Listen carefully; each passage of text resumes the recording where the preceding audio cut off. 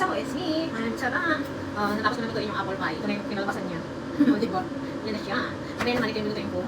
Egg mornay. Nalagyan ko pa siya ng cheese mamaya kasi mainit pa siya dahil katatapos ko na nakalimutan ko i-video kung paano mag-prepare nito. Pero nalagyan ko siya kasi mamaya ng cheese. Makatulong ko doon kasi papasok ko siya sa oven mamaya. Then, ito, beans. Ay, tapon na. Tapon na. Tapon na. Tapon na. Yan yung beans. Yan ang inspired ko. Tapos, ito yung pagkain nila. Ito yung gulay nila. At ito naman yung dessert nila. With custard cream. Yan, ito yung gagawin ko mamaya. Yung gagawin ko yung custard. Lutuin ko patuloy mamaya. Ayan siya. Ayan.